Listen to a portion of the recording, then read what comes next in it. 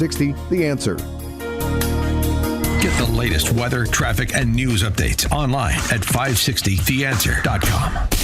Now, from the Signature Bank Studios,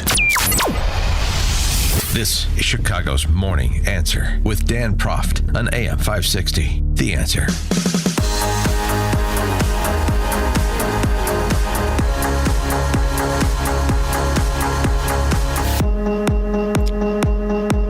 Top of the morning, Dan Proft here. Over the weekend, some pretty significant protests in Mexico after a rash of cartel assassinations of local elected officials.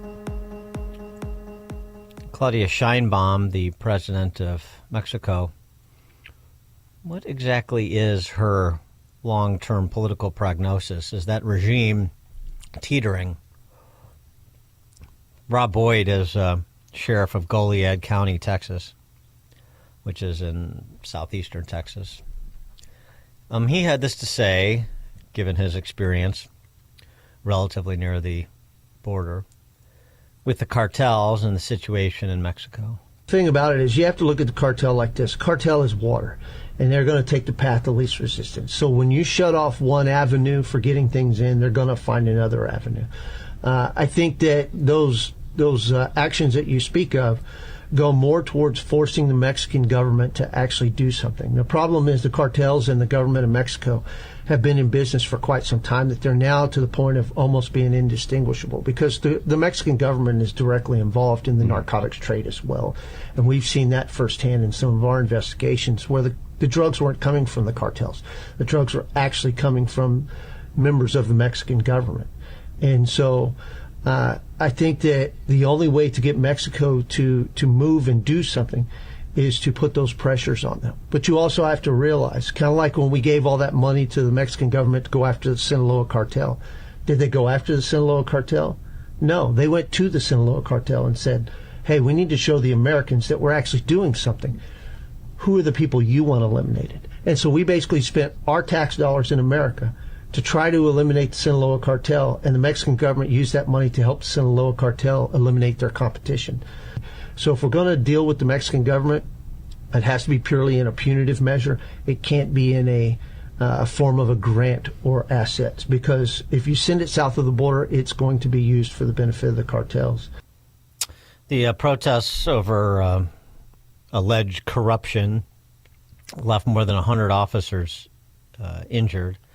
And it was following the assassination of a mayor who accused the president of failing to crack down on the cartels, and he wasn't the only one.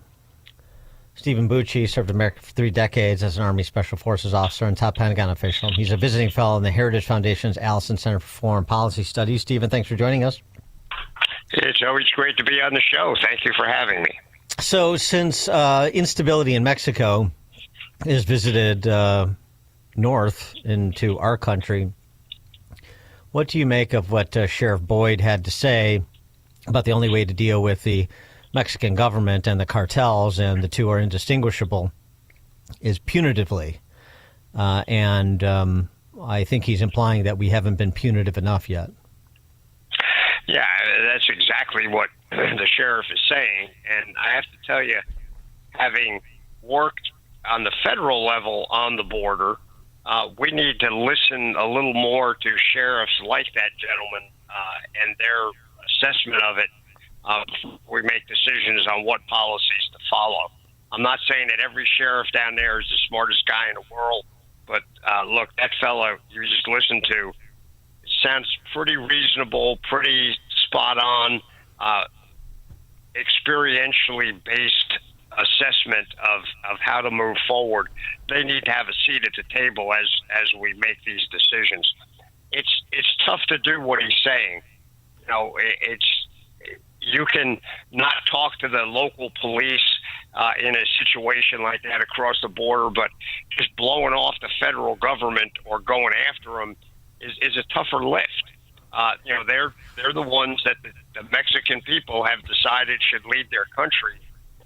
Just ignoring them, or more so going after them, you know, that's regime change. That's potentially acts of war. I'm not saying we shouldn't do that, you know, but we need to do it with some caution and some nuance rather than just bellicosity. That's just not necessarily gonna help us. So we need to do something. I agree completely with the sheriff on that, and it's probably not just giving them money or giving them a couple of guys to do some training, because there's character issues here, sort of embedded corruption that is you just can't ignore, and that means you can't let some of those folks at the table, or they'll know exactly what you're doing. They'll help the other guys. Well, I mean, I guess it's the predicate assertion that needs to be established. Is Scheinbaum working for the cartels? Looking at it thus far, I won't say it's a slam dunk she's working for the cartels, but she is not really making the kind of effort we need her to make against the cartels if we're going to see any sort of progress. And look, I'm the first to admit she's got a tough job. It's dangerous to get any public position, because if you don't get in bed with the cartels, they're not just going to leave a horse head in your bed. They're going to leave your head in the bed. Mm-hmm. And that's, that takes a lot of courage to do that. But she's not coming across as a huge law and order candidate thus far. Let's put it that way. So the investigation into Butler, Pennsylvania, like the Epstein files, this won't go away. And in part, it's because, I would argue, the way the administration has chosen to handle it. We talked quite a bit about Epstein. I want to talk about the would-be Butler, Pennsylvania assassin who tried to take out President Trump, as we all know. So Tucker Carlson, and, I have my issues with Tucker Carlson lately on a whole range of topics, including and most prominently Israel. But, he makes a point that is true with respect to a piece he recently did about the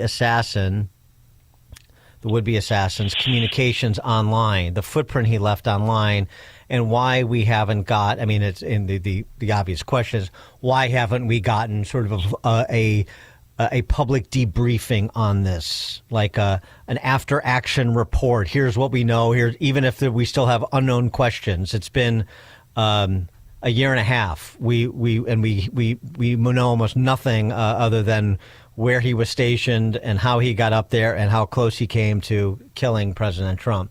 This was Tucker Carlson's riff on it in part, and it drew a response from the FBI director, and I just want to set this up and get your expertise. These remarks were especially notable because they came at the final phase of Crooks's YouTube commenting.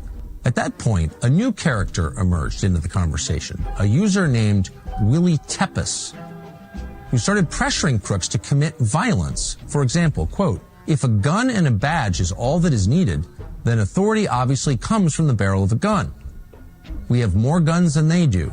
There is no way we can avoid a war at this point, so you better just get used to the idea. We have nothing to lose and everything to win. And the alternative, a global police state, is unacceptable. Nothing in life is simple, but that is no argument against doing it." So who is this Willie Tepes? Unfortunately, we don't know. The FBI hasn't made any mention of him in public, although they certainly know he exists. Just days after the shooting, somebody screenshotted Tepes' YouTube account page, despite the fact he had very few followers. To the extent that he can be traced online now, you can find his username being used on a foreign Antifa website. Those sites link him to the Nordic Resistance Movement, which has been designated a terrorist group by the U.S. State Department. That's all we know. We do know, however, that Crooks' online footprint abruptly ends after his encounter with this mysterious figure, Willie Tepes. Regardless of whoever Willie Tepes is or was and what his motives may have been, who he may have been working for, there is no doubt that Crooks was ripe for recruitment by someone. From early 2019 to mid-2020, as his political views were evolving, Crooks searched for Trump more than 700 times online. He also searched for Jack Ruby, the man who assassinated Lee Harvey Oswald. He then submitted queries for craziest chemical reactions, cars running over protesters, best places for mass shooting El Paso, Trump Civil War, Orlando shooting reaction, firing an AR-15 as fast as possible, fertilizer bomb, how to make napalm, how to make a Molotov cocktail, mass shooting Canada, Oklahoma bombing, and sniper in Dallas shooting. He also searched for American Nazi Party, German national anthem 1933-1945, Hitler's speeches with subtitles, neo-Nazis, and, quote, why gays need to go. Now, Tucker posted about this, saying the FBI told us Thomas Crooks tried to kill Trump last summer, but somehow had no online footprint. FBI responded, saying the FBI has never said Thomas Crooks had no online footprint. Never. And then that drew Kash Patel to provide more detail on this in terms of the investigation to date. Here's his overview. Over 480 FBI employees were involved in the Thomas Crooks investigations. Employees conducted over 1,000 interviews, addressed over 2,000 public tips, analyzed data extracted from 13 seized digital devices, reviewed nearly 500,000 digital files, collected, processed, and synchronized hundreds of hours of video footage, analyzed financial activity from 10 different accounts, and examined data associated with 25 social media or online forum accounts.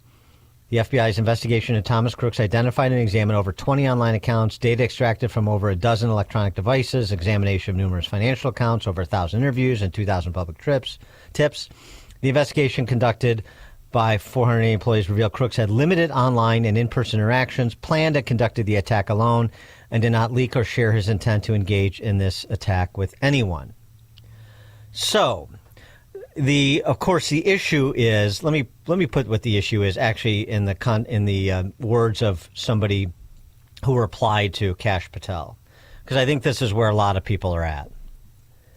A year and a half after the fact, we get one X post explaining away the entire incident with no new details and a petulant tone, seemingly annoyed that everyone wants to know what and how a child with 6 phones, multiple encrypted messenger accounts, and a person seemingly groomed by a foreigner ended up trying to kill the President of the United States. Apologies for wanting to know the facts. Get a clue, Kash. This is not what you promised us prior to the election. Your reaction to all that, Stephen Bucci?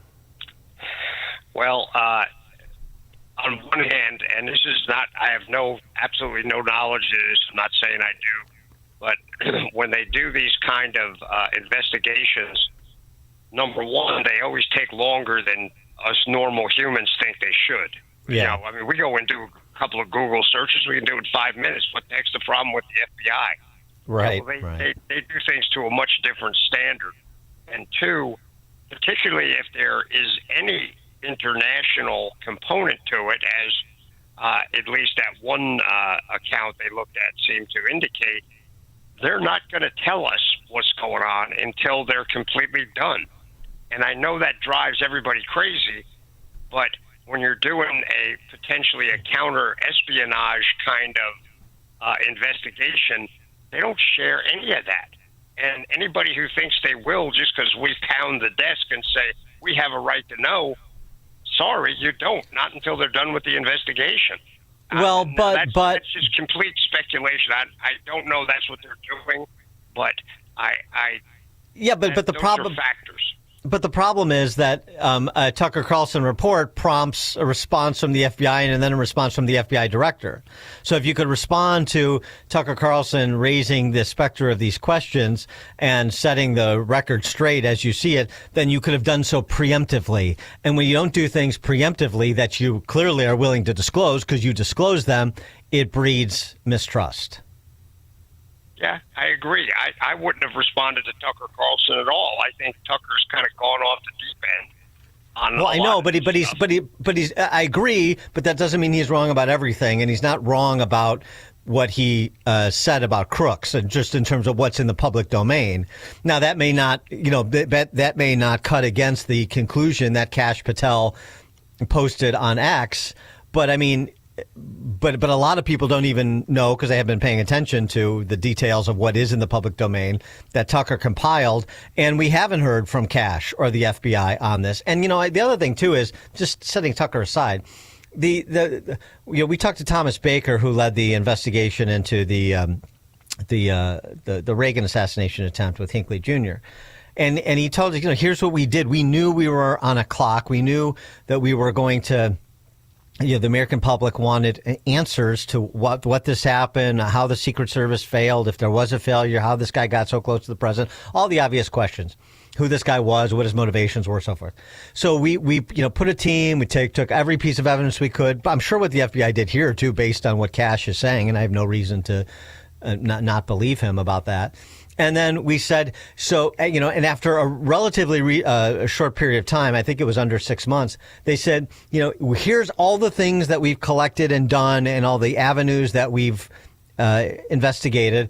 And here's our best understanding of what happened and why it happened, knowing that there may be information that comes out that informs our opinion because nothing's 100%, but at least here is a credible explanation of what we think happened and why it happened. And if you want to pick at it and kick it apart or ask additional questions, then fine. And that breeds trust. And I just don't understand why, especially this administration, doesn't act more like the Reagan administration and what Thomas Baker and his team did back then. Well, there's two aspects to it. One, it's kind of impossible to compare what they did during the Reagan assassination attempt and this, because the world has completely changed. They didn't have the internet back then. They didn't have social media back then. They didn't have any of that stuff that, frankly, many times does provide insight, but also provides a lot of, fog on the battlefield kind of stuff that means absolutely nothing, but people love to read into. On the other end of it, we don't know that they're done yet. There is still potentially stuff going on that they cannot yet compromise by doing a public outpouring like you're calling for. Look, I want to know. Although, I mean, sorry to interrupt, but Cash did make a definitive statement that he acted alone, so they have drawn a conclusion. Well, that based on what they know thus far, that doesn't mean they're done investigating. Right. True. And the other aspect is, remember, this initial incident happened during the last administration. Then after President Trump was elected and all these people came in, there's a handoff of information that we don't know if it was complete. We don't know if there was stuff that was going on in the last administration that's now been essentially hidden. We don't know any of that.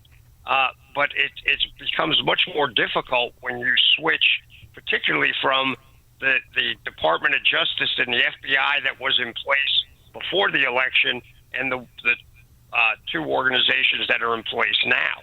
They're different organizations.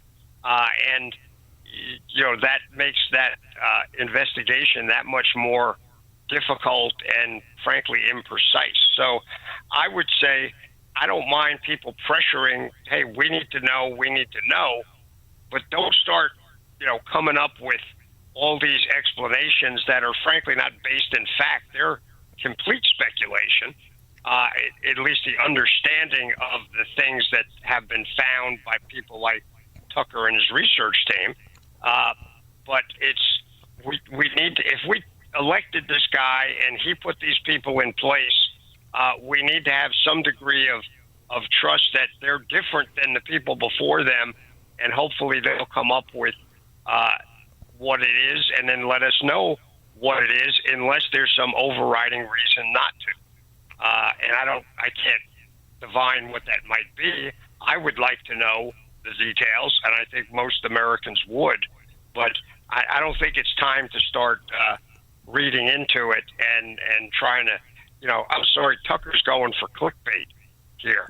And I understand, but it doesn't mean that, it's just what you said is it's not so much about Tucker, it's about Cash, and it's about, we're a year and a half after, and we want updates that provide some scope like Cash Patel gave. As I said, he shouldn't have to be prompted by Tucker to give the information that he was clearly ready to give in response to Tucker. Yeah, fair enough.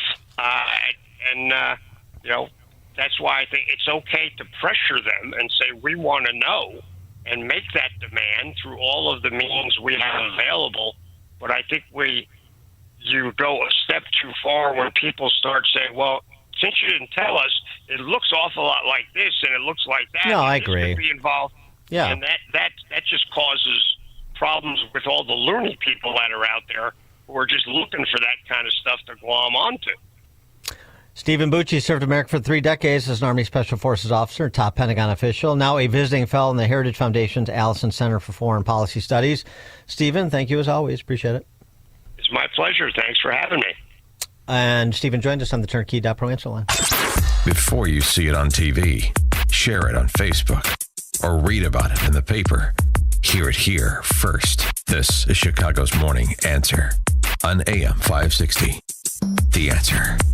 If you're one of the millions of Americans behind on your taxes, if you're afraid to open your mail because IRS collection letters could be coming, listen carefully. The IRS is cracking down, taking paychecks, freezing bank accounts, revoking passports. That's a fact. But here's what most people don't know. There are official tax relief programs designed to help struggling taxpayers. Programs that could save you thousands if you qualify. No one knows these programs better than the experts at Optima Tax Relief. Optima's award-winning team will fight to protect your paycheck, your passport, and your property.